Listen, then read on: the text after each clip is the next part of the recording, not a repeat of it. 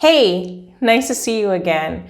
I know it seems like it hasn't been that long since I just sent a newsletter at the end of April, but I'm going to try and get into the habit, a good habit that I'm working on, to bring these to you earlier in the month instead of the very last day of the month.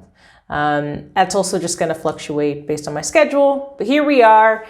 This is your May newsletter. So as I mentioned before, I had an art residency that I was due to go to, and I'm here. So I should be greeting you and saying buongiorno or something like that. But to be honest, my Italian is really bad.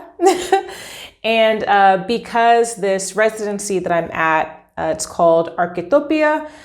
They're actually based in Mexico. So some of the staff, or most of the staff actually, they're Mexican and they're Spanish speaking. So during this time, I have been hablando mucho español.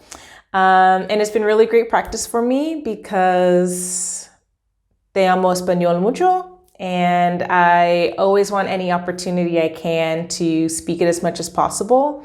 It is a dream of mine to be fluent one day. So I'm speaking more Spanish than anything now since I've been in Italy. But it's 1 week down. I've been in Italy for a week. I have 2 more weeks at this residency. And then I have a 2-week vacation with my family that I'm really looking forward to, kind of training around northern Italy and even going into other parts of Europe as well. So that's kind of what's been going on for me. My first week in Italy was rough, just emotionally rough. I had a lot going on arriving here. I think I arrived with a lot on my head. And I'm still in the process of offloading that and trying to get back into some writing habits and really daily writing habits and journaling. That's been really helpful to just help me kind of offload my brain. I think I'm going to do a whole separate kind of deep dive into Arquetopia. This is my first time doing this residency. I have 2 other housemates and they've done Arquetopia residencies before. So as a first timer, I've got some thoughts. But also when I first learned about Arquetopia, I didn't know anybody who had done this residency before, and that was a little nerve-wracking. So I think for the sake of just other people in my art community, I'll do a deep dive video on my YouTube channel at some point talking about my experiences here at the residency. Okay, so next things next.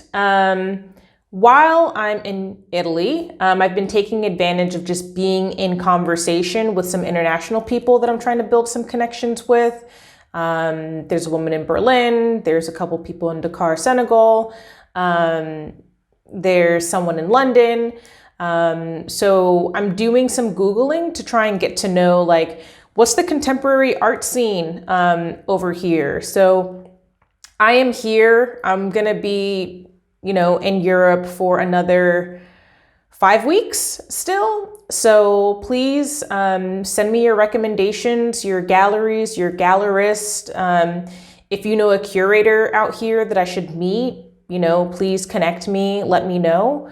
I have felt for a very long period of time that my work, especially my black and white nudes, would do really well in Europe. So I'm wanting to be proactive and start to try and build some in-person relationships where I can with curators, galleries, and gallerists out here. So happy to receive any of your recommendations.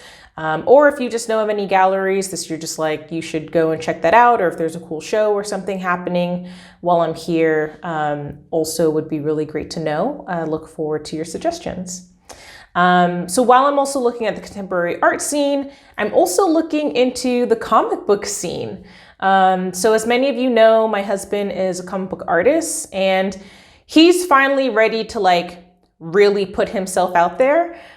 He started to right before the pandemic and then kind of ran into, all the things that we all experienced post-pandemic and kind of trying to get rolling again. So just as much as I would love to see myself international, maybe that's an opportunity for him too, as a comic book artist.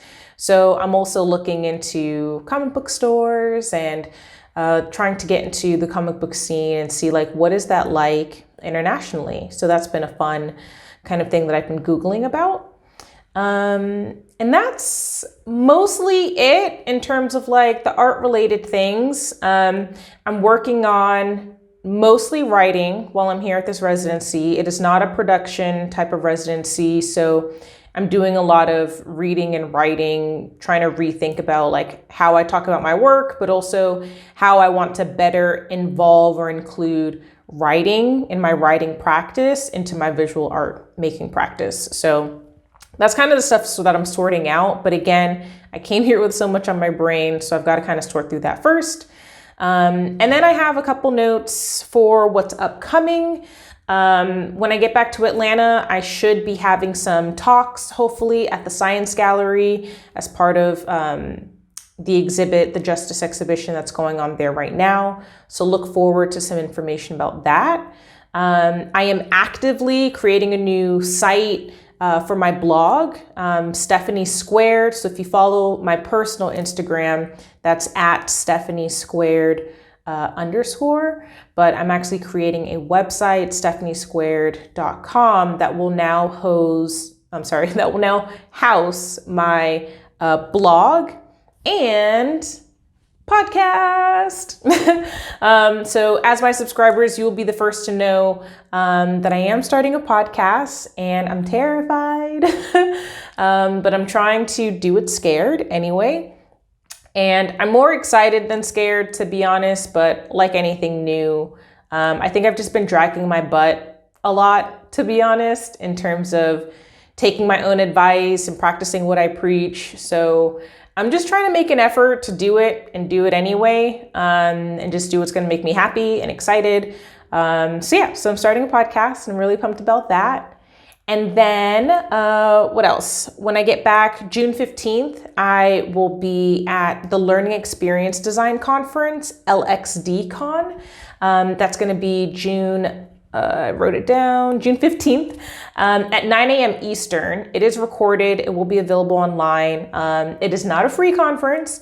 So if you want to get to know learning experience design, or if that's the world in which you know me, know that I'll be speaking there about my recent exhibition or piece at the Justice exhibition Seesaw at Science Gallery. Okay, so the last thing is actually a lot of the recon work that I'm wanting to do by checking out these art scenes on this side of the world while I'm here is to prepare and help add to a database that I'm working on with my virtual assistant. So she is taking all the names of galleries and people and places that I like aspire to show at, or places that I think might be interested in the work that I do. I'm also teaching her how to do some of that research as well for me. And she's essentially creating a database. And with this database, I'll then start the long, necessary journey of outreach. So referencing back to things that I've learned from other mentors and professors. There was a whole class I took at SCAD about this with Rebecca Nolan. That necessarily is me essentially like pitching myself to all of these different places. I've mentioned before, it is a big goal of mine to try and get representation. I do really feel like I'm ready for that. I think my mind needs that support as well for the growth of my art practice. So I'm gonna get it rolling. I've got a lot of exhibition ideas right now.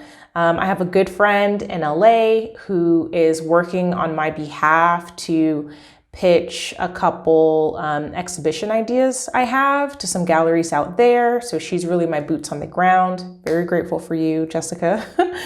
And then with my VA, I'll be doing some just kind of general outreach to help people also get to know who I am as an artist. I understand that that's just part of the battle, right? Is just people even knowing who I am. And then if an opportunity arises, now I'm a part of their Rolodex of someone to potentially consider. So that database is a really big part of how I see my art practice and my business growing.